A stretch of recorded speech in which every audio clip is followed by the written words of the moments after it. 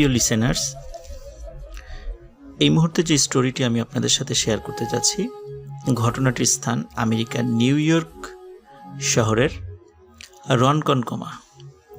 এই রনকনকমাতে একটি জায়গা রয়েছে, সেই জায়গাটির নাম হচ্ছে হানিসাকল পন্ড। একটি পুকুরের নামে বিশাল একটি পার্কের নামকরণ করা হয়েছে।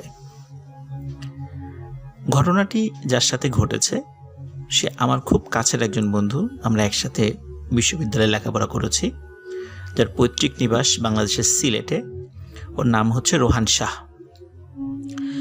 যার ভিডিও ইতোমধ্যে আপনারা দেখেছেন, এবং হানিসাকল পন্ডের ভিডিওটাও রোহান শাহ সেখানে গিয়ে আশেপাশের ভিউগুলো আমাদেরকে দেখানোর চেষ্টা করেছে, এবং সেই জায়গাটির সম্পর্কে আপনারা পরিচিত হয়েছেন।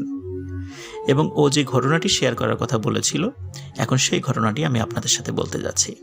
তো কথা না বাড়িয়ে সরাসরি ঘটনাতে চলে যাচ্ছি। রোহান 2020 সালের ফেব্রুয়ারির মাঝামাঝির দিকে আমেরিকাতে পাড়ি জমায়। ওর পরিবার, মা বাবা, ভাই বোন সবাই আমেরিকাতে থাকে। ও আমেরিকাতে চলে যায় কারণ তখন অল্প কিছু ফ্লাইট আমেরিকাতে চলাচল করছিল। আমেরিকাতে যাওয়ার পর সে কিন্তু তখন আমেরিকার লকডাউনের মধ্যে পড়ে যায়, কারণ তখন আমেরিকাতে করোনার একটা পিক টাইম চলছিল। এই জন্য শুরুর দিকে সে বাসা থেকে বের হয় না। এক সময় বাসা থেকে সে বের হয়, তার বাসা থেকে হাঁটতে হাঁটতে ওয়াকিং ডিস্টেন্স 7 থেকে 8 মিনিট। সে ওখান থেকে এতটুকু দূরত্বে একটি পার্কের সন্ধান পায়। সে পার্কের নাম হানিসাকল পন্ড। যেহেতু করোনার সময় সাধারণ মানুষের আনাগোনা খুব কম ছিল, এই জন্য সে যখন পার্কে যায়, পার্কে যাওয়ার পর সে মানুষের উপস্থিতি খুবই কম পেয়েছে। সে হানিসাকল পন্ডের মধ্যে যাওয়ার সময় ফার্স্টে যে বিষয়টা তার কাছে একটু উইয়ার্ড লাগে, সেটা হচ্ছে যে ঢুকতেই ওইটার যে এন্ট্রান্স বা প্রধান প্রবেশ ফটক, এটি একটি আন্ডারপাসের মতো। আপনারা দেখেছেন ভিডিওতে যে একটি রেল লাইনের নিচ দিয়ে আন্ডারপাস তৈরি করা হয়েছে, এবং সে আন্ডারপাসের শুরু ফ্রন্ট সাইড এবং ভিতরেও অদ্ভুত সমস্ত ছবি আঁকানো। শুরুতে ঢুকতে একটি গা ছমছমে ভাব। ওখানে যাওয়ার পর সে দেখে প্রচুর গাছ কাটা, এবং গাছগুলো মনে হচ্ছে যে হ্যান্ড স যেগুলো আছে, হাতে যেই করাতগুলো চালায়, ইলেকট্রিক করাতগুলো আপনারা দেখেছেন অনেক সময়, যে হাত দিয়ে গাছ কেটে ফেলছে। হাতে এক ধরনের করাত থাকে, হাতে হ্যান্ড চালিত যে করাতগুলো দিয়ে গাছ কাটা যায়, আপনারা অনেক সময় ভিডিওতে দেখেছেন। মনে হচ্ছে সেগুলো দিয়ে গাছ কেটেছে, এবং ছোট ছোট টুকরো করে করে বিভিন্ন জায়গায় রেখে দিয়েছে। কিন্তু গাছ কাটার পরে যে টুকরোগুলো রেখে দিয়েছে, এটা কিন্তু রাখার কথা নয়, এটি নিয়ে যাওয়ার কথা, কিন্তু এখানে রেখে দিয়েছে। অনেক গাছ সেখানে পচে নষ্ট হয়ে যাচ্ছে। কিন্তু অদ্ভুত ব্যাপার হলো, কোনো গাছ অনেক দিন ধরে কেটেছে, গাছ কাটার পরে সেই গাছের অংশগুলো সেটার গুড়ির পাশে রেখে দেওয়া হয়েছে, কিন্তু মাটির সাথে যেই অংশটুকু থাকে গাছ কাটার পরও, ওই শিকড় সহ ওই অংশটি অক্ষত রয়েছে। মনে হচ্ছে এই তো সেদিন মনে হয় কাটা হয়েছে, এমনটা মনে হয়। কিন্তু ওই গাছেরই যে অংশ বিশেষ পাশে পড়ে রয়েছে, সেটি পড়ে পচে নষ্ট হয়ে গেছে দেখে মনে হচ্ছে বছরের পর বছর হয়ে গেছে। কিন্তু তাহলে এই গুড়িটা কেন এখনো অক্ষত রয়েছে? সেটিরও তো পরিবর্তন হওয়ার কথা। সে চিন্তা করেছে যে এমনিতে এরকম হতেও পারে, যেহেতু শিকড় মাটির সাথে রয়েছে, এই কারণে সেটা অক্ষত থাকতেও পারে। প্রথমে ঢোকার পরে এই সমস্ত উইয়ার্ড বিষয়গুলো তার নজরে পড়ে। হানিসাকল পন্ডের একটি পাশে একটি কাঠের পুল রয়েছে। মানুষ যদি যায়, এই কাঠের পুলের উপর দিয়ে হাঁটাহাঁটি করে ওই পুকুর বা হানিসাকল পন্ডের প্রাকৃতিক দৃশ্যটা উপভোগ করার চেষ্টা করে। তো রোহান যখনই গিয়েছে সেখানে কোনো মানুষের দেখা পায়নি, কিন্তু একদম যে দেখা পায়নি সেটা বলা ভুল হবে, একজন ব্যক্তির দেখা সে পেত। সে দেখত ওই কাঠের পুলের একদম পাশে একজন ব্যক্তি মাছ ধরছে। সে দূর থেকে লক্ষ্য করত যে উনি বড়শিতে মাছ পাচ্ছেন, কিন্তু যখনই রোহান এই কাঠের পুলের উপরে উঠত এবং যতক্ষণ সেখানে থাকত, ততক্ষণ ওই ব্যক্তির বড়শিতে কোনো মাছ ধরা পড়তো না। এমন 1 দিন 2 দিন 3 দিন, এভাবে বেশ কিছুদিন, সপ্তাহখানিক রোহান এটা অবজার্ভ করে। তো একদিন কৌতূহল হয়ে ওই ব্যক্তির কাছে রোহান যায় এবং হেসে দিয়ে রোহান বলে যে আমার মনে হয় আমি তোমার জন্য আনলাকি, কারণ হচ্ছে আমি যখনই তোমার কাছাকাছি থাকি তখন তুমি কোনো মাছ পাও না। তার লোকটি হেসে দেয় এবং লোকটির সাথে রোহান পরিচয় হয়। লোকটির নাম হচ্ছে ডেভিড। তো ডেভিডের সাথে কথাবার্তা হয় রোহানের। রোহান একটা বিষয় লক্ষ্য করে যে ডেভিড কেমন যেন গম্ভীর প্রকৃতির, মানে অতটা ফ্রেন্ডলি না। রোহান 5টা কথা বললে ডেভিড একটা কথার উত্তর দেয়। তো বিষয়টা রোহানের কাছে একটু বিরক্তিকর লাগে, কিন্তু যেহেতু সে চিন্তা করে যে আমি বাংলাদেশ থেকে এসেছি, এখানকার লোকজনের হয়তোবা একটু এমনটা ভাবে সে, যেহেতু সে আর একটা দেশের। তো একদিন রোহান চিন্তা করে যে আচ্ছা, আমি আসার সাথে সাথে ডেভিড মাছ পায় না, এই কাঠের পুলে ঘটনা কি? রোহান সেটা অবজার্ভ করার চেষ্টা করে একদিন, যে আসলে আমি আজকে দেখবো, অনেকক্ষণ থাকবো যে ডেভিড আসলে মাছ পায় কিনা। রোহান একদিন আসার পরে অনেক পেছন দিয়ে ঘুরে এসে ডেভিডের একদম পেছন দিকে দাঁড়ায়, একদম পেছন দিকে একটু দূরে একটি ঝোপের কাছে দাঁড়ায় এবং সে দেখে যে আসলে ডেভিড মাছ পায় কিনা। কেন আমি আসার সাথে সাথে ডেভিড একটা মাছও পায় না, কেন দিনের পর দিন এমন ঘটনা ঘটছে। রোহান ফলো করে যে ডেভিড আসলে একটা মাছও পাচ্ছে না, অনেকক্ষণ হয়ে যায় ডেভিড কোনো মাছই পাচ্ছে না। রোহান অপেক্ষার আর না করে চলে যায়, গিয়ে ডেভিডকে বলে কি খবর ডেভিড, তোমার মাছ কতগুলো ধরেছ? তো ডেভিড বলে এই যে দেখো অনেকগুলো মাছ ধরেছি।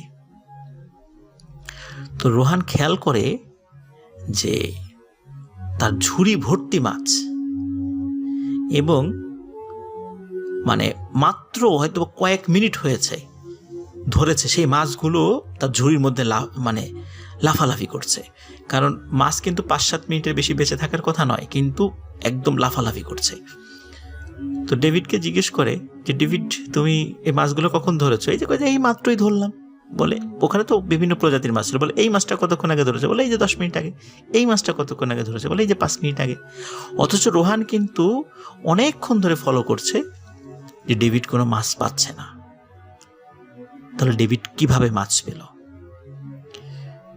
রোহানের কাছে বিষয়টা খুবই রহস্যজনক লাগে, মনে হয় একটা রহস্যময় ব্যাপার, কিন্তু ডেভিডকে তখন কিছু বলে না। ডেভিড রোহানকে চমকে দিয়ে বলে, রোহান, আজকে সন্ধ্যার পর আমার বিয়ে, তোমাকে থাকতেই হবে। তো রোহান খুব খুশি হয় যে ডেভিড তাকে দাওয়াত করেছে। রোহান বলে অবশ্যই থাকবো। তো কোথায় যেতে হবে? বলে তোমাকে কোথাও যেতে হবে না, তুমি ঠিক এই কাঠের পুলের উপরেই সন্ধ্যার পরে আমার জন্য ওয়েট করবে, আমি এসে তোমাকে নিয়ে যাব। রোহান বলে ওকে। ওই সময় ডেভিডকে বলে, তাহলে তোমার ফোন নাম্বারটা দাও, আমি ফোনে তোমার সাথে কন্ট্যাক্ট করব। তো ডেভিড বলে, আমি তো কোনো মোবাইল ফোন ব্যবহার করি না, তুমি এখানে থেকো, আমি এসে তোমাকে নিয়ে যাব। তো রোহান চিন্তা করে, এই যুগেও কেউ ফোন ব্যবহার করেন এমন হয় নাকি? তারপরেও হতে পারে, এই জন্য রোহান আর বেশি কথা বলে না, বলে আচ্ছা ঠিক আছে, আমি সন্ধ্যার পরে এখানে থাকবো। রোহান বাসায় চলে যায়। বাসায় যাওয়ার পরে বাসার লোকদেরকে বলে যে তার একটা বিয়ের দাওয়াত আছে। বাসা থেকে জিজ্ঞেস করে যে কোথায় দাওয়াত? তখন রোহান কিছু বলতে পারে না, বলে আমার এক বন্ধু, সে আমাকে নিয়ে যাবে। যেহেতু আমেরিকার সিকিউরিটি অনেক ভালো, এই জন্য বাড়ি থেকে অতটা টেনশন করেনি। রোহান সন্ধ্যার পরপরই পার্কে চলে আসে, এসে ওই পুলের উপরে সে বসেছিল, কখন ডেভিড আসবে তাকে ডেকে নিয়ে যাবে। এদিকে অনেকক্ষণ হয়ে যায়, ডেভিডের কোনো খবর নাই। তো রোহান দেখে যে সন্ধ্যার পর এসেছে, প্রায় 2 থেকে 2.5 ঘন্টা পার হয়ে যায়, ডেভিডের কোনো খবর নাই। রোহান চিন্তা করে বিয়ের ব্যস্ততায় ডেভিড হয়তো বা তার কথা ভুলেই গেছে। তারপরও রোহান চিন্তা করে আরেকটু অপেক্ষা করি, দেখি কি হয়। রোহান হঠাৎ করে শুনতে পায় যে পুকুরের মধ্যখান থেকে একটা গোঙানির আওয়াজ। মনে হয় কেউ খুব কষ্ট, খুব অনেক হয় না যে অনেক যন্ত্রণা পাচ্ছে, যন্ত্রণায় মানুষ কাতরাচ্ছে, এমন গলা দিয়ে শব্দ বের হয়, মনে হচ্ছে এমন খুব যন্ত্রণা পাচ্ছে একজন মানুষ এমন শব্দ করছে। এবং মাঝে মাঝে এই পার্কের মধ্যে থেকে সে নেকড়ের ডাক শুনতে পাচ্ছে। এই পার্কে কিন্তু কোনোভাবেই নেকড়ে থাকার কথা নয়, কারণ এটা যদি ওইভাবে বন্যপ্রাণী থাকতো তাহলে কিন্তু কোনো মানুষের এন্ট্রান্স এখানে দিত না। রোহান আস্তে আস্তে ভয় পেতে থাকে এবং যখন চিন্তা করে যে এখন আমাকে দৌড় দিতে হবে, খুব ভয় পাচ্ছিল। মনে হচ্ছে যে আস্তে আস্তে নেকড়ের ডাকগুলো তার কাছে চলে আসছে এবং সেই গোঙানির আওয়াজটাও আস্তে আস্তে আস্তে আস্তে রোহানের কাছে আসতে থাকে। তখন রোহান সিদ্ধান্ত নেয় সে এখন দৌড় দেবে। যখনই সে দৌড় দিতে যাবে হঠাৎ দেখে যে কাঠের পুলের একটা পাশ থেকে লম্বা আলখেল্লা পরা একজন মানুষ হেঁটে আসছে। রোহান একটু সাহস পায় যে হয়তো একজন মানুষ এখানে আসছে, কিন্তু এরপরে চিন্তা করে এত সন্ধ্যার সময় এখন কে আসবে। রোহান ভাবে আসতেও পারে কেউ। যতই কাছে আসছে রোহানের মনে হচ্ছে আরে এটা তো ডেভিড মনে হচ্ছে, সত্যি ডেভিড। কিন্তু এ কি, ডেভিডের পরনে এটা কি? কালো রঙের একটা আলখেল্লা পরা। রোহান খুব অবাক হয়। রোহান ডেভিডকে বলে, ডেভিড তুমি কালো রঙের আলখেল্লা পরেছ কেন? বিয়েতে কি কেউ কালো রঙের আলখেল্লা পরে? ডেভিড গম্ভীর শব্দে জানায়, এটি আমাদের পারিবারিক ঐতিহ্য, আমরা কালো রঙের আলখেল্লা পরেই বিভিন্ন প্রোগ্রামে অ্যাটেন্ড করি। লিসেনার, একটা বিষয় বলে নেওয়া ভালো যে আমরা যারা খ্রিস্টিয়ানদের বিবাহ বা অন্ত্যেষ্টি ক্রিয়ার অনুষ্ঠান দেখেছি, আমরা দেখেছি যে পাদ্রির চার্চ থেকে শুরু করে যারা এই অনুষ্ঠানে যুক্ত হয় অন্ত্যেষ্টি ক্রিয়াতে শেষকৃত্য অনুষ্ঠানে কালো রঙের ড্রেস পরে, আর উৎসবের অনুষ্ঠানগুলোতে সাদা রঙের আলখেল্লা পরে গির্জার যে পুরোহিত যারা আছেন এবং অন্যান্যরাও ইচ্ছামতো ড্রেস পরে আসার চেষ্টা করে, স্পেশালি সাদা রঙের ড্রেস। তো অনুষ্ঠানে এরকম গির্জার পুরোহিতের মতো কালো রঙের আলখেল্লা পরা দেখে রোহানের মনে একটু সন্দেহ জাগে। কিন্তু সে চিন্তা করে যে আমেরিকাতে বহু দেশের মানুষ আছে, অনেক কালচারের মানুষ আছে, হয়তো বা হতেও পারে এমন কিছু। তো রোহান বলে, ঠিক আছে চলো যাই। কোথায় যেতে হবে? বলে যে এইখানেই আমার বিয়ে। রোহান অবাক হয়, এইখানে বিয়ে মানে এখানে বিয়ের জায়গা কোথায়? বলে চলো আমার সাথে, আমি নিয়ে যাচ্ছি।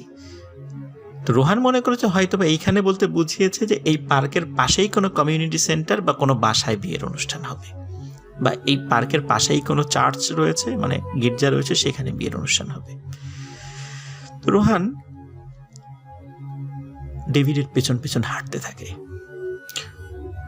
রোহান পেছন থেকে ডেভিডকে বিভিন্ন কথা বলতে থাকে। ডেভিড শুধু ইয়েস নো এরকম খালি উত্তর দিতে থাকে এবং রোহান খেয়াল করে যে কোনোভাবেই সে ডেভিডের সাথে হেঁটে পেরে উঠছে না। স্বাভাবিকভাবে আমরা জানি, এরকম গল্প অনেক সময় শুনেছি যে প্যারানর্মাল কোনো বিষয়ের সাথে হেঁটে পারা যায় না, যতই জোরে হাঁটি না কেন তার পিছনে থাকতে হয়। কিন্তু ওই সময় আসলে রোহানের এই সেন্সগুলো কোনো কিছু কাজ করছিল না। রোহান ডেভিডের পিছনে হাঁটতে থাকে। কিছুক্ষণ হাঁটার পরেই সামনে একটি ছোট্ট ডোবার মতো পড়ে। তখন ডেভিড করে কি, ডোবার মধ্যে নেমে যায়। তখন রোহান বলে, আরে ডেভিড তুমি কি করো? তুমি এই ড্রেস পরে কেন এই ডোবার মধ্যে নেমে যাচ্ছ? এগুলো ভিজে যাবে তো, আর ডোবার মধ্যে কেন নামছো? তখন ডেভিড বলে, রোহান আসো আমার সাথে আসো। বলে কোথায় যাব? বলে আসো আমার সাথে আসো। রোহান খেয়াল করে ডেভিড আস্তে আস্তে আস্তে আস্তে ওই ডোবার পানিতে ডুবে যাচ্ছে এবং রোহানকে ডাকতে থাকে। রোহান খুব অবাক হয়, কি ব্যাপার, এমন কেন হচ্ছে? এদিকে ডেভিড রোহানের দিকে হাত বাড়িয়ে দেয় এবং কেন যেন মনে হচ্ছিল যে ডেভিডের হাতটা স্বাভাবিক থেকেও বেশ লম্বা, এবং হাত দিয়ে ডাকতে থাকে যে রোহান আসো আসো আমার কাছে আসো। এবং আস্তে আস্তে ডেভিড ওই ডোবার মধ্যে তলিয়ে যেতে থাকে। তখন রোহান বুঝতে পারে সামথিং ইজ রং, এটা স্বাভাবিক নয়। তখন রোহান উল্টো দিকে ঘুরে ঊর্ধ্বশ্বাসে দৌড় দেয়। দৌড় দিতে গিয়ে রোহান হঠাৎ একটা জিনিস আবিষ্কার করে যে রোহানের সামনে থেকে ট্রেন আসছে। রোহান বলে সে চিন্তা করে যে আমি মনে হয় ট্রেনের লাইনের উপরে চলে এসেছি, এখনই দুর্ঘটনা ঘটবে। তো রোহান কিং কর্তব্য বিমূঢ় হয়ে পড়ে যে এখন আর বাঁচার কোনো আশা নাই, আমি ট্রেনের সামনে চলে এসেছি, আর ডানে বাঁয়ে সরতে পারবো না। কিন্তু রোহানের একটাবারের জন্য মাথায় আসে নাই যে ট্রেন লাইনটা কিন্তু অনেক দূরে, সে এইখানে ট্রেন কোথা থেকে দেখবে? ট্রেন লাইনটা আরো পাশে, অনেক দূরে বলতে আরো পাশে, পার্কের একদম ভেতরে কিন্তু ট্রেনের লাইন না, কিন্তু রোহান কিন্তু তখন পার্কের মধ্যে অবস্থান করছে। ট্রেন লাইনটা কিন্তু ইতোমধ্যে আপনারা দেখেছেন রিসেন্টের ভিডিওতে। তো রোহান দেখে ট্রেন আসছে, ট্রেনের আলো তার মুখে পড়ছে। তো প্রচন্ড আলোর ঝলকানিতে রোহান সেন্সলেস হয়ে পড়ে। রোহান জানে না কতক্ষণ সে সেন্সলেস হয়েছিল। যখন সেন্স ফেরে তখন রোহান দেখে যে এই পার্কের মধ্যে অসংখ্য মানুষ, সবাই বেশ লম্বা লম্বা কালো আলখেল্লা পরা। রোহান বেশ ভয় পায় এবং একজন ব্যক্তিকে একটু সাহস করে ডাক দেয় যে ভাই, বের হওয়ার রাস্তাটা কোন দিকে? যখনই সেই লোকটি রোহানের পেছন দিকে, সে পেছন ফিরে তাকায়, রোহান দেখে যে কালো আলখেল্লা পরার এই মানুষটির মুখে কোনো মাংস নেই, মনে হচ্ছে একটি কঙ্কালের মাথা সেখানে বসিয়ে রাখা। রোহান এই দৃশ্য দেখে ভয়ঙ্কর জোরে এক চিৎকার দেয় এবং সে যেদিকে পারছে দৌড়ানো শুরু করে। দূরে আলোর যেই ল্যাম্পপোস্টগুলো ছিল অনেক দূরে, সেই ল্যাম্পপোস্টকে সামনে রেখে সে দৌড়ানো শুরু করে। কিন্তু সে চিন্তা করে আমি শুধু সোজা যাব, ডানে বাঁয়ে যাব না। কিন্তু সে দৌড়াতে দৌড়াতে আশেপাশে দেখে যে এই যে গাছের যে গুঁড়িগুলো, তারপরে গাছের যে শেকড়ের সাথে যে গুঁড়িটা থাকে, সেখানে এই সমস্ত জায়গার উপরে না অসংখ্য লোক বসা, সবার পরনে কিন্তু একই রঙের ড্রেস, কালো আলখেল্লা। তো রোহান এগুলো দেখছে এবং প্রচণ্ড ভয় পাচ্ছে এবং জোরে জোরে আয়াতুল কুরসি, সূরা ফাতিহা, চারকুল এগুলো পড়তে পড়তে দৌড়াচ্ছে। হঠাৎ করে দুজন ব্যক্তির সাথে রোহানের ধাক্কা লাগে। দুজন ব্যক্তির হাতে টর্চ ছিল এবং রোহান খুব ভয় পেয়েছিল। দুজন ব্যক্তি জিজ্ঞেস করে, who are you, what's your name? তখন রোহান বলে যে প্লিজ সেভ মি, আমাকে বাঁচান। তখন তারা বলে কি হয়েছে? বলে যে সব ঘটনা খুলে বলে। তখন ওই দুইজন লোক অবাক হয় যে তুমি কি এই হানিসাকুল পন্ড সম্পর্কে কিছুই জানো না? রোহান বলে না তো। বলে যে এটা তো একটা হন্টেড জায়গা, এখানে দিনের বেলাতেই মানুষ খুবই কম আসে, এখন প্যান্ডেমিক সিচুয়েশন, তুমি কেন এখানে এসেছো? তখন রোহান বলে যে আমাকে ডেভিড নামক একজন ব্যক্তি এখানে বিয়ের দাওয়াত দিয়েছে যে সে আমাকে নিয়ে যাবে। তখন ওই পার্ক রেঞ্জারদের কাছে, সেখানে পার্কের তত্ত্বাবধায়কদেরকে পার্ক রেঞ্জার বলে, পার্ক রেঞ্জারের কাছে রোহান শুনতে পায় যে এই জায়গাতে কোনো গাছ সরকারিভাবে লাগানোও হয় না, সরকারিভাবে কোনো গাছ কাটাও হয় না, কিন্তু অসংখ্য গাছ কাটা পড়ে আছে। তারা বলে যে দেখো যে গাছগুলো কাটা পড়ে আছে, এগুলো কিন্তু আমরা কেউ কাটি না, কে যে কাটে তা আমরা জানি না। গাছ কাটার পর এখান থেকে কেউ কোনো গাছের অংশ কেউ নিয়েও যায় না, এখানেই থাকে। কে কাটে, কিভাবে কাটে আমরা কেউ বলতে পারবো না। তবে এতটুকু বলতে পারি যে এই জায়গাতে সুপার ন্যাচারাল স্পিরিট বা জিন সম্প্রদায়ের লোকেরা এইখানে তাদের ব্যাপক আনাগোনা রয়েছে। তারা তাদের বিভিন্ন শেষকৃত্য বা তাদের মধ্যে কেউ মারা গেলে বা তাদের মধ্যে কোনো অনুষ্ঠান হলে তারা এখানে আসে। আর এই গাছের গুঁড়িগুলো দেখছো, এগুলোর উপর তারা বসে, এগুলো সব হচ্ছে তাদের বসবার স্থান। আমরা চাকরি করি, এই জন্য আমরা এক পাশে ডিউটি করি, যেহেতু এখানে কোনো লোক ভুলেও আসে না, এই জন্য আমাদের দায়িত্বও কম। কিন্তু তুমি এখানে এসেছো, তোমার ভাগ্য ভালো যে তুমি জান নিয়ে ফিরেছো। আর কখনো এখানে রাতের বেলা এসো না, দিনের বেলা এসো, কিন্তু রাতের বেলা কখনো আসবে না। তো রোহান সেখান থেকে ফিরে আসে। রোহান এখনও মাঝে মাঝে হানিস্তাকল পন্ডে যায়, আবার ডেভিডের সাথে যদি তার দেখা হয়ে যায়, কিন্তু এরপরে ডেভিডের সাথে রোহানের আর কখনো দেখা হয়নি। লিসেনার, এটি ছিল ঘটনা। আশা করি সবার ভালো লেগেছে। আসসালামু আলাইকুম রাসেল ভাই, আমি গোলাম রবি, ফুড.com এর লিসনারদের সেবায় নিয়োজিত একজন সদস্য। অনেকদিন ধরে ঘটনা পাঠানো হয় না, কিছুটা ব্যস্ততার কারণে। আমি কন্টেন্ট মেকিং এবং অফিসিয়াল কাজ নিয়ে একটু বেশি বিজি থাকি, তাই এই সময়টা হয়ে ওঠে না। কন্টেন্ট মেকিং বলতে ফুড.com এর কন্টেন্ট। আজ একটু সময় পেলাম, তাই রেকর্ডিংটা করে ফেললাম। আসলে নয়েজ ফ্রি পরিবেশ এটাও একটা কারণ। যাই হোক, কথা না বাড়িয়ে চলে যাচ্ছি ঘটনায়। ঘটনাটি বগুড়া জেলার কোনো এক গ্রামে, আজ থেকে 15-20 বছর আগের। ওটা শেয়ার করেছে আমার বন্ধু ইয়াসিন।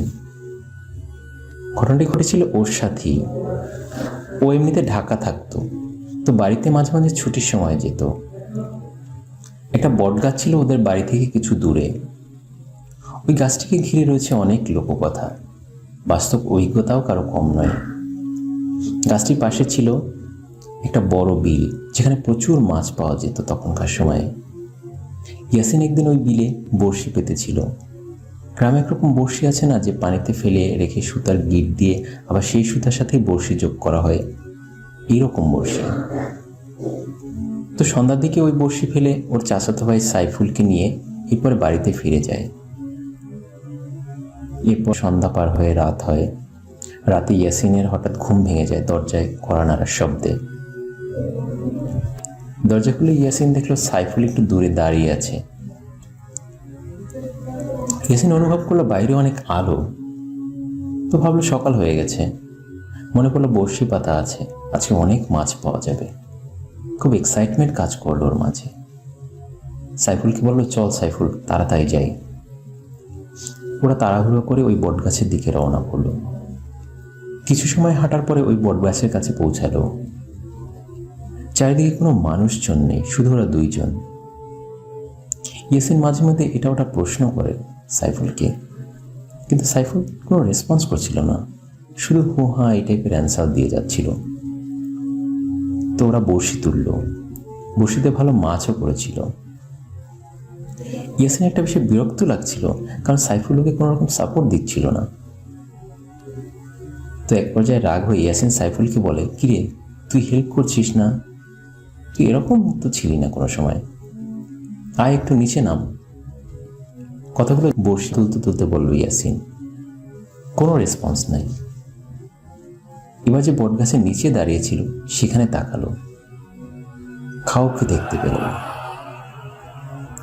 কয়েকবার সাইফুল সাইফুল বলে ডাকলো, কিন্তু কোনো সাড়া নেই। ইয়াসিন ফিল করলো ওর গায়ের কাছ থেকে কেমন যেন একটা ঠান্ডা বাতাস বয়ে গেল। ওর গা কাটা দিয়ে উঠল। ওর আবার সাহস ছিল ভালোই। এবার বাড়ির উদ্দেশ্যে রওনা করলো, কারণ সবকিছু কেমন অস্বাভাবিক লাগতেছে। যত বাড়ির কাছাকাছি আগাচ্ছিল ততই আলো কমে আসতেছে। ঘরের দরজায় কড়া নাড়ছিল ইয়াসিন, কিন্তু কেউ খুলছে না। এবার একটু জোরে ডাকতেছিল মা মা করে, আর কড়া নাড়তেছিল। মা দরজা খুললো চোখ মুছতে মুছতে। মায়ের হাতে কুপি। মা, তুমি দিনের বেলা কুপি নিয়ে আসছো কেন? আর দরজা খুলতে এত কেন সময় লাগে তোমার? ইয়াসিনের মুখের দিকে ফ্যাল ফ্যাল করে তাকিয়েছে। কি হয়েছে তোর বাবা? এত রাতে কই গিয়েছিলি? কি বলো পাগলের মতো, রাত কই দেখলা? আমি ওই রাস্তার কাছে যে বট গাছ আছে ওইখানে বড়শি পেতেছিলাম, মাছ তুলতে গিয়েছিলাম। তুই একটু পিছনে তাকাতো বাবা। বাবা তুই ঠিক আছিস তো? ইয়াসিনের মাথায় বাজ পড়ল। এসব কি বলছো মা? চারিদিকে অন্ধকার, এখন রাত। তাড়াহুড়ো করে ঘরের মধ্যে ঢুকলে ইয়াসিন, আর দ্রুত দরজা বন্ধ করে দিল। ইয়াসিন দেয়াল ঘড়ির দিকে তাকালো। 2টা। মা, এটা কি রাত 2টা? মা হাসূচক সম্মতি দিল। ওর মনে হলো যেন ঘুরে পড়ে যায়।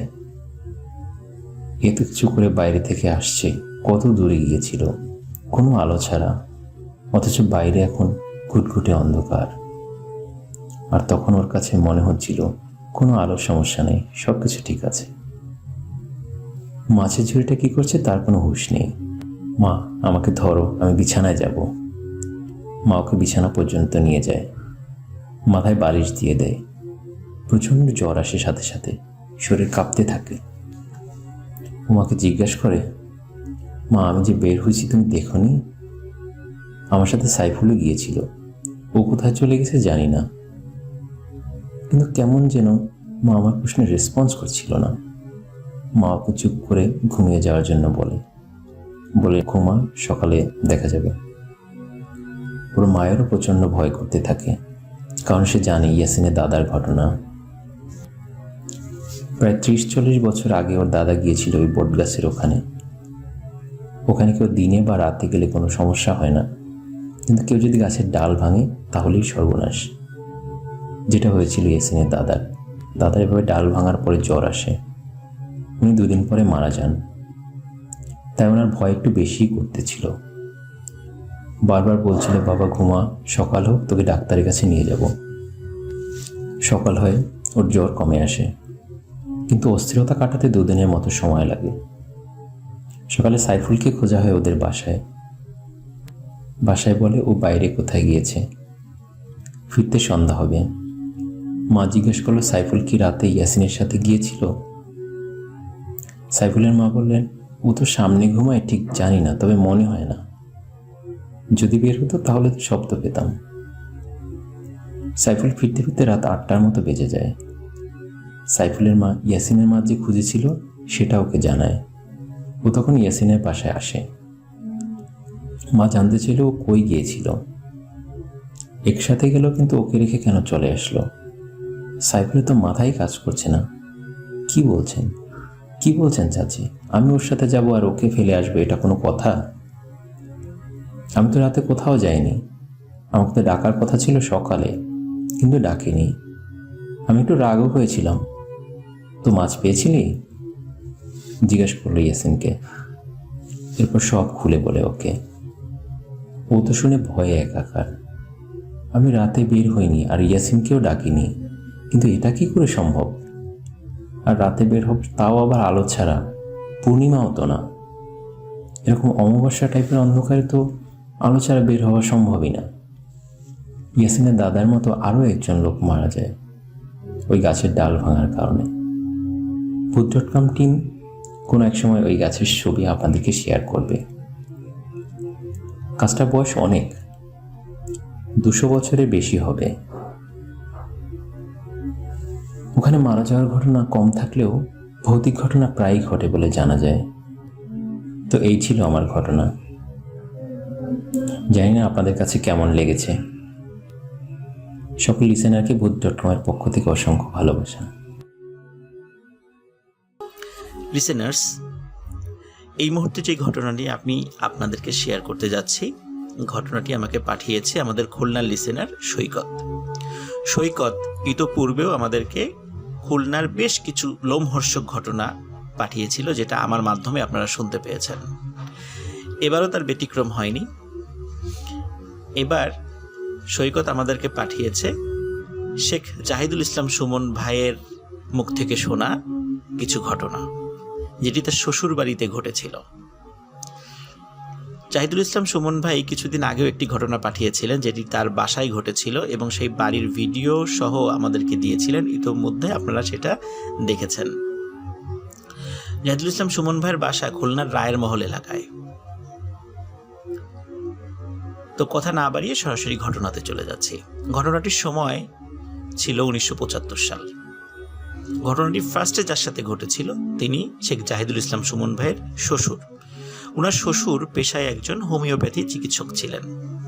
ওনার চেম্বার ছিল খুলনার বসুরপাড়া নামক একটি জায়গায়, আর ওনার বাসা ছিল মোহাম্মদনগরে। প্রতিদিন রাত 10টা থেকে 10:30টার দিকে উনি চেম্বার বন্ধ করে বাসায় ফিরে আসতেন। বাসায় ফিরে আসার সময় একটি ছোট্ট ব্রিজ পার হতে হতো, এটিকে গল্লামারি ব্রিজ বলে। ওই সময়তেই ওর ওই ব্রিজটির বয়স ছিল প্রায় 100 বছর। ব্রিজ কেন্দ্রিক ছোটখাটো ঘটনা হর হামেশাই মানুষের সাথে ঘটতো, কিন্তু জাহিদুল ইসলাম সুমন ভাইয়ের শ্বশুরের সাথে কখনো ঘটেনি, যার কারণে উনি সেগুলো তেমন কোনো পাত্তা দিতেন না। কোনো একদিন উনি চেম্বার বন্ধ করতে যাবেন, হঠাৎ একটা ইমার্জেন্সি রোগীর খবর আসে। উনি তাড়াহুড়া করে চেম্বারটা খোলা রেখেই সে রোগীর বাড়িতে চলে যান। তো সে রোগীর বাড়িটি বসুরপাড়া থেকে একটু ভেতর দিকে ছিল। তো রোগীর ওষুধপত্র দিয়ে আবার উনি চেম্বারে ফিরে আসেন এবং চেম্বার বন্ধ করতে করতে প্রায় রাত 1টা বেজে যায়। রাস্তায় কেউ ছিল না তখন। ওনার কাছে ছিল একটি সাইকেল, এমনকি টর্চ লাইট, যেটি নিয়ে উনি প্রতিদিন আসা যাওয়া করতেন। তো সেদিনও ওই রাতের বেলা উনি সাইকেল এবং টর্চ লাইট নিয়ে ফিরছিলেন।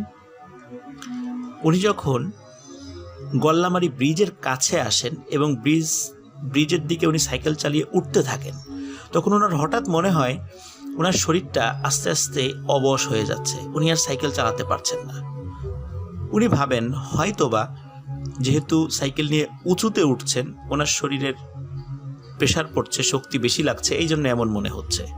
উনি সাইকেল থেকে নেমে যান এবং সাইকেল ঠেলে আস্তে আস্তে ব্রিজের উপর ওঠেন। ব্রিজের উপর উঠেই উনি হঠাৎ একটি ভয়ঙ্কর দৃশ্য দেখে স্তম্ভিত হয়ে যান।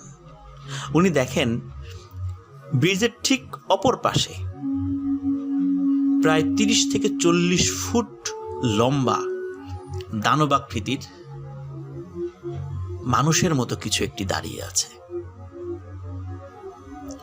এবং তার দিকে বড় বড় চোখ করে তাকিয়ে আছে। চাঁদের আলো ছিল, যার কারণে সেটা স্পষ্ট বুঝতে পারছিলেন। সুমন ভাইয়ের শ্বশুর ওই জায়গা থেকে পেছন দিকে ঘুরে আবার সাইকেল চালিয়ে চলে আসার চেষ্টা করতে থাকেন, কিন্তু উনি সেটা করতে পারেননি। কারণ ওনার মনে হচ্ছিল ওনার সমস্ত শরীর অবশ হয়ে গেছে এবং উনি একদম স্টিল দাঁড়িয়েছিলেন সেখানে, কোনোভাবেই এক চুল পরিমাণ নড়তে পারছিলেন না। ওদিকে ওই ভয়ঙ্কর দানবাকৃতির প্রাণীটি, সে নিজেও কোনো কথা বলছে না সুমন ভাই শ্বশুরের সাথে, সে ওখান থেকে সরছেও না, নড়ছেও না, শুধু সুমন ভাই শ্বশুরের দিকে তাকিয়ে আছে। বেশ খানিকক্ষণ পর সুমন ভাইয়ের শ্বশুর সেন্সলেস হয়ে যান। সকালে উনি আবিষ্কার করেন নিজেকে তার বাসায়, কারণ উনি ডাক্তার হওয়ার সুবাদে এলাকার অনেকেই তাকে চিনতেন এবং তিনি অজ্ঞান হওয়ার পর সকালবেলা মানুষ তাকে উদ্ধার করে বাসায় দিয়ে আসে। এই ঘটনার পরে উনি দীর্ঘদিন অসুস্থ ছিলেন, অনেক ডাক্তার কবিরাজ দেখিয়েছিলেন, সুস্থ হননি। পরবর্তীতে ভালো একজন হুজুরের ঝাড় ফুঁকে উনি সুস্থ হন। এরপরে দীর্ঘদিন ওনার সাথে তেমন কোনো ঘটনা ঘটেনি। লিসেনার, এখন আসি জাহিদুল ইসলাম সুমন ভাইয়ের শ্যালক আলামিন ভাইয়ের ঘটনায়, কারণ এই ঘটনাগুলো একটি আরেকটির সাথে অঙ্গাঙ্গিভাবে জড়িত। আলামিন ভাই খুব সুন্দর বাঁশি বাজান। উনি বাসা থেকে নির্জন জায়গায় বসে বাঁশি বাজাতে পছন্দ করতেন। বাসায় উনি তেমন বাঁশি বাজানোর চেষ্টা করতেন না। রাতের বেলা খাওয়া দাওয়ার পরে উনি নির্জন স্থানে চলে যেতেন এবং ওনার প্রিয় একটি জায়গা ছিল আন্দির ঘাট নামক একটি জায়গায়, যেটি বয়রা এবং রায়ের মহলের মাঝামাঝিতে অবস্থিত। আন্দির ঘাটের পাশেই একটি ছোট পুকুরের মতো আছে এবং পুকুরের ওই পাশেই রয়েছে শ্মশান। ওই জায়গাটা নিরিবিলি হওয়ার কারণে আলামিন ভাই উনি সেখানেই বাঁশি বাজাতে পছন্দ করতেন। ঘটনাটি যখন ঘটে সেটা হচ্ছিল 2005 সালের দিকে।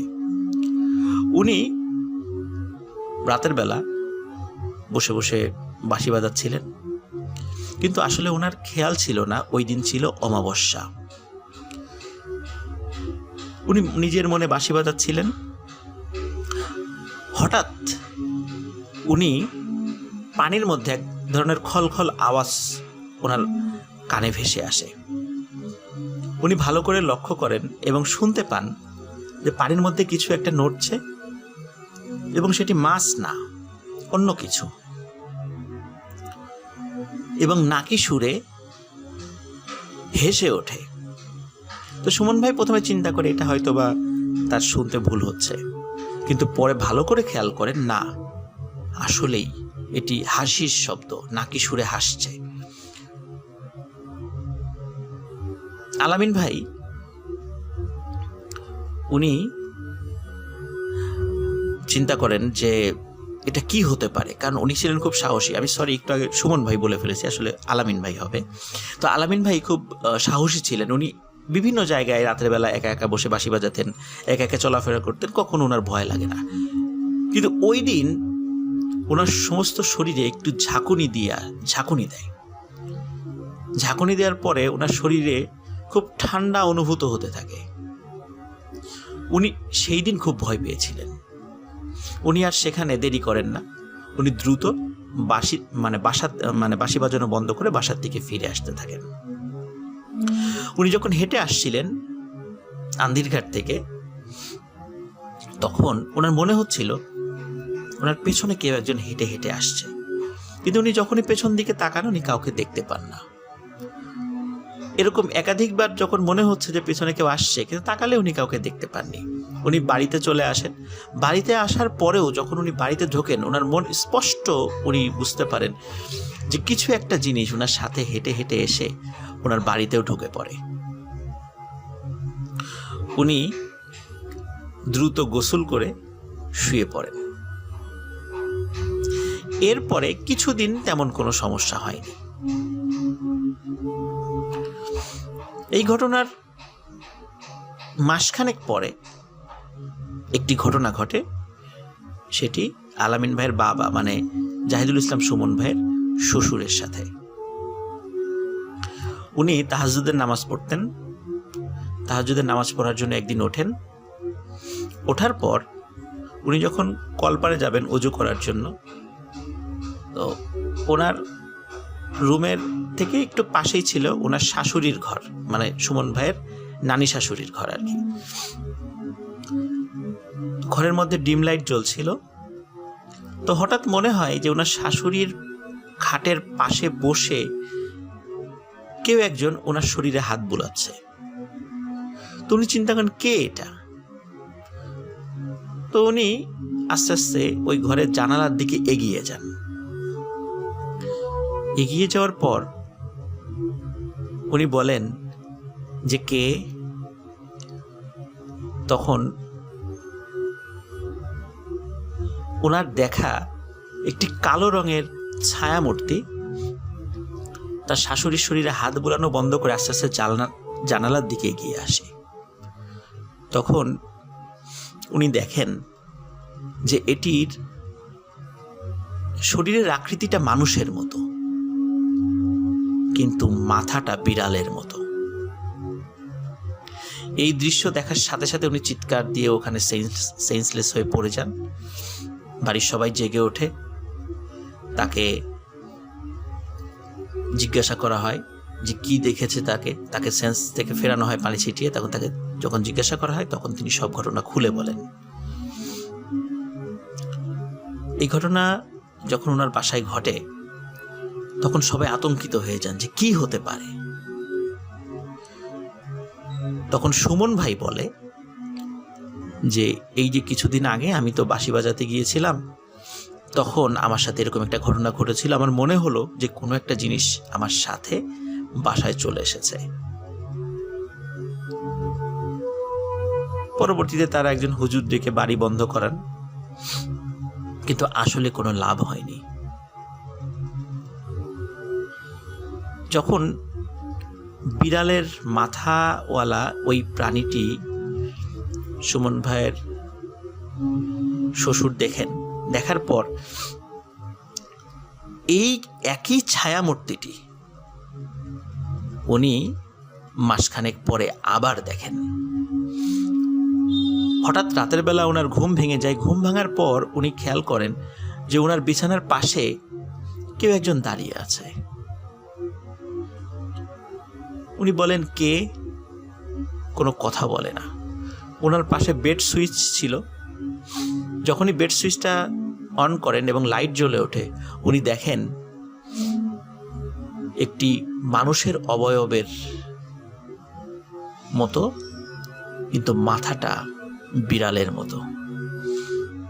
এবং সেই বিড়ালের মাথাওয়ালা ওই ভয়ঙ্কর প্রাণীটি সুমন ভাইয়ের শ্বশুরকে দেখে হেসে ওঠে। সুমন ভাইয়ের শ্বশুর প্রচণ্ড জোরে চিৎকার দেন এবং উনি তখন স্ট্রোক করেন। স্ট্রোক করার পরে উনি মাসখানেক জীবিত ছিলেন, তারপর উনি মারা যান। ঘটনাটি এখানেই শেষ নয়। উনি মারা যাওয়ার বছর খানেক পর আর একটা লোমহর্ষক ঘটনা ঘটে ওনার বাড়িতে। সুমন ভাইয়ের ওয়াইফ এবং তার বড় বোন ওনারা ওই দিন ফ্লোরিং করছিলেন। খুব গরম পড়েছিল, এই জন্য চিন্তা করেন আজকে ফ্লোরিং করবেন। তো সুমন ভাইয়ের ওয়াইফ এবং ওয়াইফের বড় বোন ওনারা একসাথে ফ্লোরিং করছিলেন। খাটে ওনারা শোন নাই, নিচে শুয়েছিলেন। গভীর রাত্রে খচখচ শব্দে সুমন ভাইয়ের ওয়াইফের বড় বোনের ঘুম ভেঙে যায়। উনি লক্ষ্য করেন যে খাটের নিচে লম্বা কালো কি একটা যেন নড়াচড়া করছে। তো উনি চিন্তা করেন যে বিড়াল হবে নাকি, কিন্তু বিড়াল তো এত বড় হওয়ার কথা নয়। তখন পাশে থাকা ওনার বোনকে ডেকে ওঠায় যে এই দেখ তো এটা কি।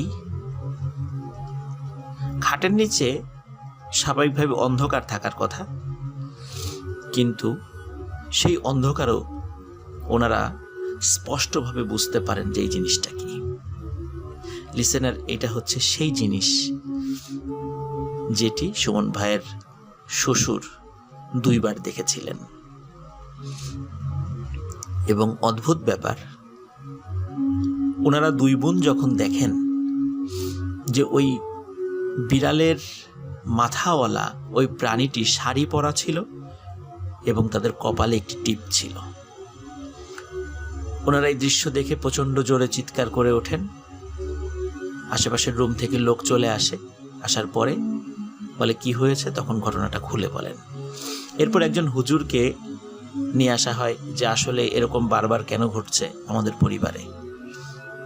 তখন হুজুর বলেন যে 1975 সালে যখন আলামিন ভাইয়ের বাবা মানে শেখ জাহিদুল ইসলাম সুমন ভাইয়ের শ্বশুর যখন ওই গোল্লামারি ব্রিজের কাছে ওই ভয়ঙ্কর মূর্তিটি দেখেছিলেন, ওই মূর্তিটাই ওনার সাথে পরবর্তীতে ওনার বাড়িতে চলে আসে।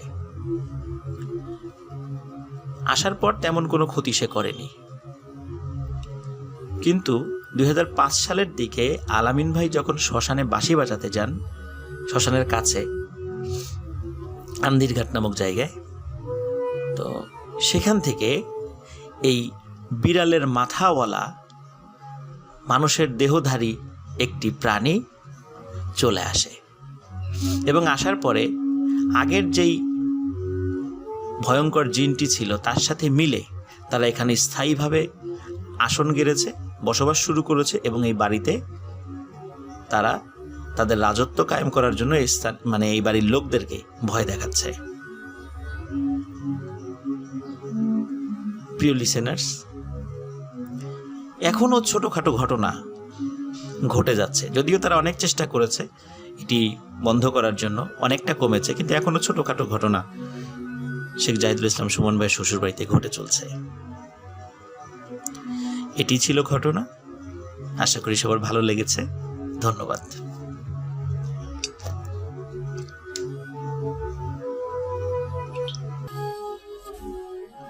আসসালামু আলাইকুম প্রিয় লিসেনার্স, এই মুহূর্তে আমি যেই ঘটনাটি শেয়ার করতে যাচ্ছি, ঘটনাটি যার সাথে ঘটেছে তিনি আমাদের পুরান ঢাকার ওয়ারিতে বসবাসকারী রোমানা আপুর সাথে। ঘটনাটি যখন ঘটে তখন তিনি বাংলাদেশে ছিলেন না, তখন তিনি ছিলেন আমেরিকাতে। তো আমেরিকাতে ঘটে যাওয়া এই ঘটনাটি আমি এখন আপনাদের সাথে শেয়ার করতে যাচ্ছি। উনি আমাকে যেভাবে বলেছেন আমি ঠিক সেভাবেই বলার চেষ্টা করছি। আমেরিকাতে উনি টানা 1 যুগ বসবাস করেছিলেন, পরবর্তীতে বাংলাদেশে এসেছিলেন, আবার গিয়েছেন। 1999 সালে আমেরিকার আটলান্টা অঙ্গরাজ্যের ডুলুথ সিটির গুইনেট কাউন্টিতে উনি একটি বাড়ি কেনেন। উনি এবং ওনার হাজব্যান্ড বাড়িটার লোকেশন, সৌন্দর্য দেখে অনেক পছন্দ করেন। বাড়িটার সম্পর্কে একটু বর্ণনা না দিলেই নয়। বাড়িটি ছিল একটি টিলার উপরে, চারিদিকে অসংখ্য সুন্দর সুন্দর গাছ ছিল। আরো মজার বিষয় হলো, পাহাড়ি বেশ কিছু হরিণ জাতীয় প্রাণী প্রায়ই বাড়ির সামনে দিয়ে হাঁটাহাঁটি করত, যার কারণে এই বাড়িটি ছিল অসাধারণ রকমের সুন্দর। ওনারা যখন বাড়িটি কেনার সময় জানতে পারেন বাড়িটিতে একজন একটা চাইনিজ ফ্যামিলি বসবাস করত। তারা বাড়িটি ছেড়ে দিয়ে চলে যান। তারা কেন চলে যান সে সম্পর্কে যখন তথ্য নেন, জানতে পারে তাদের বদলিজনিত কারণে তারা এই এলাকা ছেড়ে চলে যাচ্ছেন। তাই এই বিষয় নিয়ে আসলে তাদের কোনো কৌতূহল আর সৃষ্টি হয়নি। বাড়িতে রোমানা আপুর পরিবার যখন প্রবেশ করে, তখন প্রথমেই তাদের কাছে একটু ব্যতিক্রম লাগে। সেটা হচ্ছে, বাড়িতে ঢোকার পরপরই সেই বাড়ির ভেতরকার ইন্টেরিয়র যে কালার এবং অদ্ভুত রকমের এক ধরনের স্মেল পায়, যেটা তারা এই স্মেলটা এবং কালারগুলোর সাথে তারা অতটা পরিচিত ছিল না। যার কারণে স্বাভাবিকভাবেই উনি ওনার হাজব্যান্ডের সাথে পরামর্শ করে ইন্টেরিয়র যে কালার এটা চেঞ্জ করে ফেলেন, যার ফলে আগে এক ধরনের একটা স্মেল বা একটা গন্ধ আসতো সেটাও পরিবর্তিত হয়ে যায়, একদম স্বাভাবিক হয়ে যায়। 1999 সালে ওনারা এই বাড়িটি কেনেন। বাড়িটি কেনার পর একটানা প্রায় 4 বছর কোনো সমস্যা হয়নি, একদম স্বাভাবিক এবং অসাধারণ রকমের সুন্দর বাসা ছিল। উনি, ওনার হাজব্যান্ড এবং ওনার সন্তানরা খুব ভালোভাবেই সেখানে বসবাস করছিলেন। ওনার দ্বিতীয় সন্তান নাম ফারেজ মোহাম্মদ। তার বয়স যখন 1 বছর হয়, তখন থেকেই কিছু অদ্ভুত ঘটনা তাদের চোখের সামনে ভেসে ওঠে এবং তারা উপলব্ধি করতে থাকেন। লিসেনার্স, এখন সেই ঘটনাগুলি আমি আপনাদের সামনে উপস্থাপন করতে যাচ্ছি।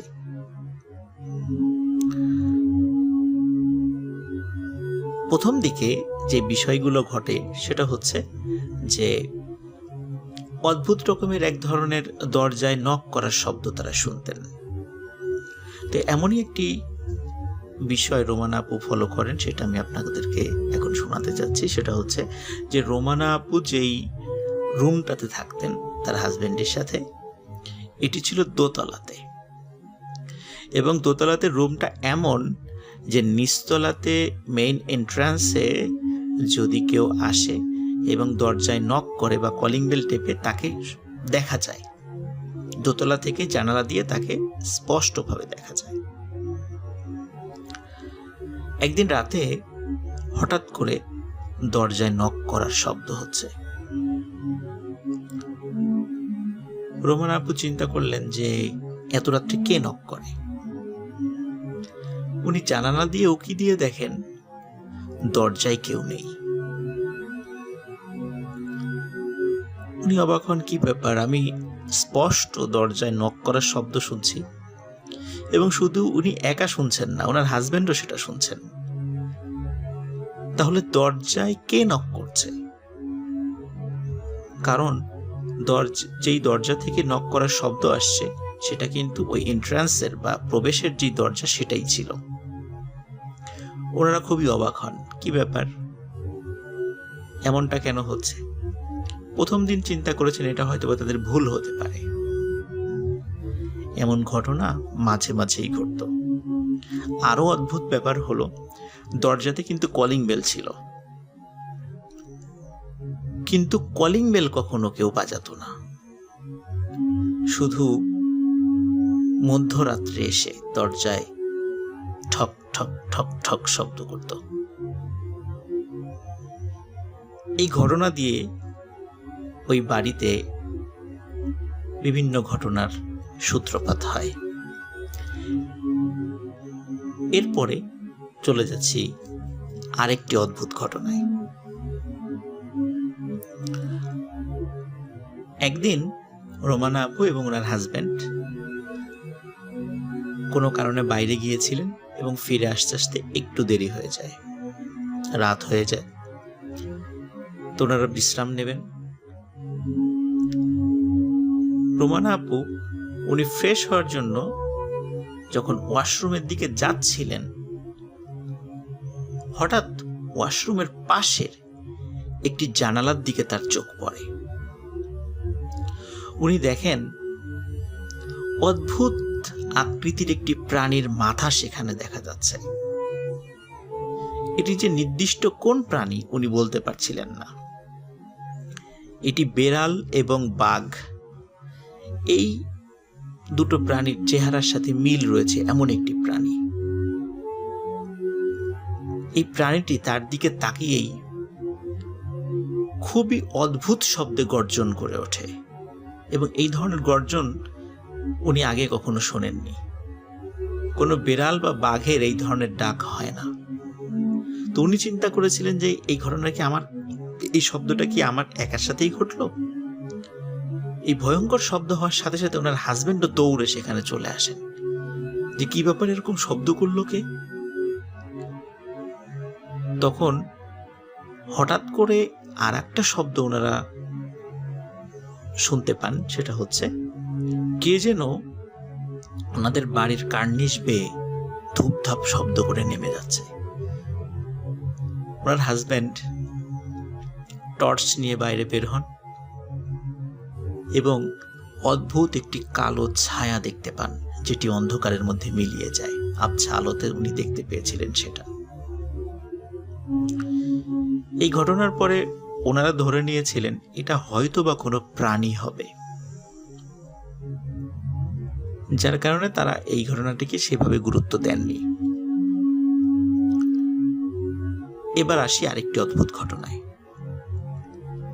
রোমানা আপুর 1 বছর বয়সী ছেলে ফারেজ মোহাম্মদ, তাকে যখন খাবার খাওয়ানোর চেষ্টা করতেন, তো উনি খাবার খাওয়ানোর সময় একটি অদ্ভুত ব্যাপার খেয়াল করতেন। সেটি হচ্ছে খাবার খাওয়ানোর সময় এই ফারেজ মোহাম্মদ ওনার দিকে মনে হতো যে ওনার দিকে তাকিয়ে খুব আনন্দ উচ্ছ্বাস প্রকাশ করছে এবং হাসাহাসি করছে। কিন্তু রোমানা আপু খুব ভালো করে খেয়াল করে দেখতেন ফারেজ মোহাম্মদ খাওয়ার সময় তার মায়ের দিকে মানে রোমানা আপুর দিকে আসলে তাকায় না, সে তাকায় রোমানা আপুর পাশে পেছন দিকে। রোমানা আপু লক্ষ্য করেন যে ফারেজ মোহাম্মদ তার পেছনে থাকা কোনো একটি ছায়াকে বা ছায়া মূর্তিকে দেখে সে হাসে, তার সাথে খেলা করে। মনে হচ্ছে যে দূরে তাকে দেখে সে খুব আনন্দ প্রকাশ করছে, খিলখিলিয়ে হাসছে। উনি এটা খুবই অবাক হন যে কি ব্যাপার, আমার দিকে তাকিয়ে হাসছে না, অথচ আমার পেছন দিকে তাকিয়ে হাসছে। উনি কি এটা ঠিক দেখছেন না ভুল দেখছেন? উনি একাধিকবার এই বিষয়টা এক্সপেরিমেন্ট করেছেন, কিন্তু বারবারই মনে হয়েছে যে ওনার ছেলে ফারেজ মোহাম্মদ সে তার পিছন দিকে থাকা কোনো একটি অবয়ব দেখে সে অত্যন্ত খুশি হয় এবং হাসাহাসি করে। একদিন ওনার মেয়ে মানে রোমানা আপুর মেয়ে, তিনি এসে রোমানা আপুকে বলছেন যে মা, তুমি যখন নামাজ পড়ো, নামাজের সময় আমি তোমার পেছনে একজন দাদুকে দাঁড়িয়ে থাকতে দেখি, বড় আলখেল্লা পরা একজন দাদু। রোমানা আপু বিষয়টা একটু সিরিয়াসলি নেন যে আসলে এখানে কি হচ্ছে, বিষয়টি বোঝার চেষ্টা করেন। উনি এতটুকু বুঝতে পারেন এখানে প্যারানর্মাল কিছু বিষয় তো অবশ্যই হচ্ছে, কিন্তু আসলে একদিকে যেমন ভয়াবহ কিছু বিষয়, আর একদিকে আশা জাগা নিয়ে কিছু বিষয়। ওনার সবসময় মনে হতো যে কোনো একটি বিষয় ওনাকে ক্ষতি করার চেষ্টা করছে, কিন্তু আর একটি জিনিস সেই ক্ষতি থেকে তাদেরকে বাঁচানোর চেষ্টা করছে। এটি আরো নিশ্চিত হন আরেকটি ঘটনা ঘটার পরে। ওনারা একটি অ্যাকোরিয়ামে মাছ পালতেন। মাছটির নাম রাখেন প্রিমা। এই মাছটি তার ছেলে ফারেজ মোহাম্মেদের খুব প্রিয় ছিল। সাধারণত যেই ফিশ বলে মাছটি রাখতেন, কিছুদিন পর পর মাছটি একটি বড় বালতিতে পানির মধ্যে রেখে ফিশ বোলটি পরিষ্কার করতেন। একদিন উনি ওই মাছটির ফিশ বোল পরিষ্কার করার জন্য মাছটিকে একটি বড় বালতির মধ্যে রাখেন এবং ফিশ বোলটি পরিষ্কার করার জন্য কিছু পাউডার দিয়ে ভিজিয়ে রেখে উনি, ওনার হাজবেন্ড এবং ওনার বাচ্চাদেরকে নিয়ে উনি বাজারে যান। চিন্তা করেন যে ফিরে এসে ফিশ বোলটি পরিষ্কার করে মাছটি আবার জায়গায় রাখবেন। বাজার থেকে ফিরে ওনার ঘরে যে এন্ট্রান্স মানে প্রবেশ দরজা, সেই দরজা দিয়ে ঢুকে প্রথমেই পড়ে হচ্ছে ফর্মাল ডাইনিং।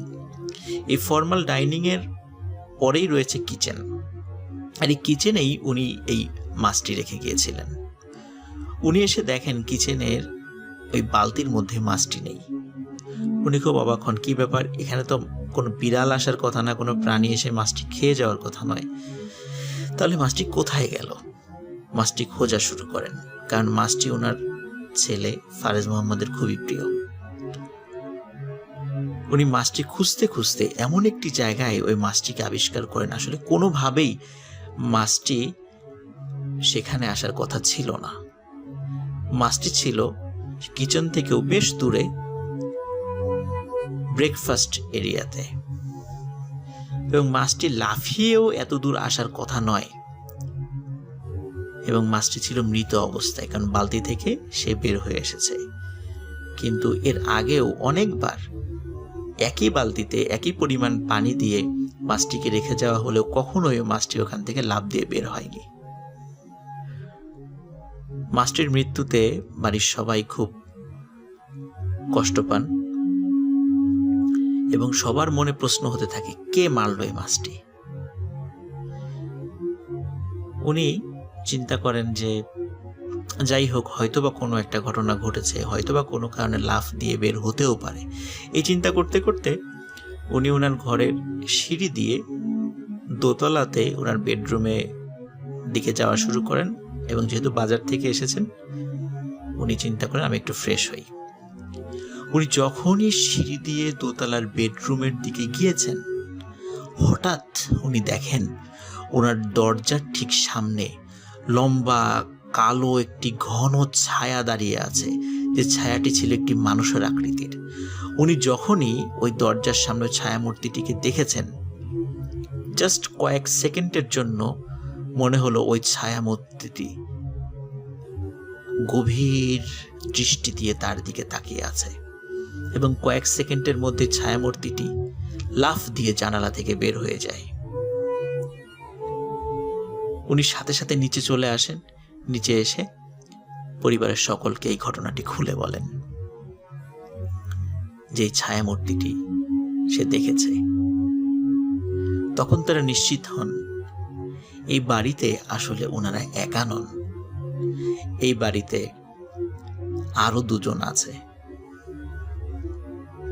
যার একজনের আকৃতি ঘন কালো মেঘের মতো একটি কালো ছায়া, আর একজনের আকৃতি শুভ্রতায় পরিপূর্ণ একটি প্রতিমূর্তি।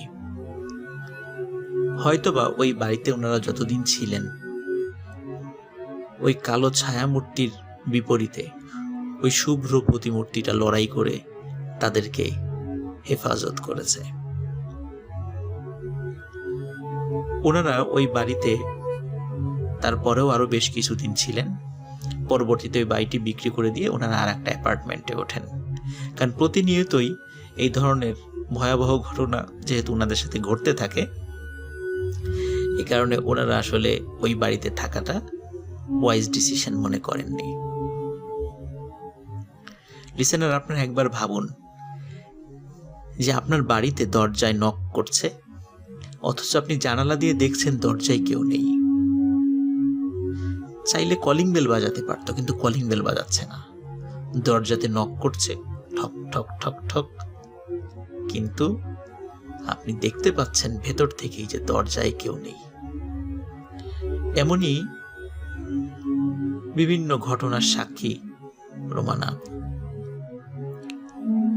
আমেরিকার আটলান্টার ডুলুথ সিটির গুইনেট কাউন্টিতে থাকা ওনার বাড়ির এই ঘটনাটি ভূত.com-এর লিসেনারদের জন্য উনি আমাদের সাথে শেয়ার করেছেন। অসংখ্য ধন্যবাদ রোমানা আপুকে, অসংখ্য ধন্যবাদ লিসেনারদেরকে যারা ধৈর্য ধরে এই ঘটনাটি শুনেছেন। আশা করি সবার ভালো লেগেছে।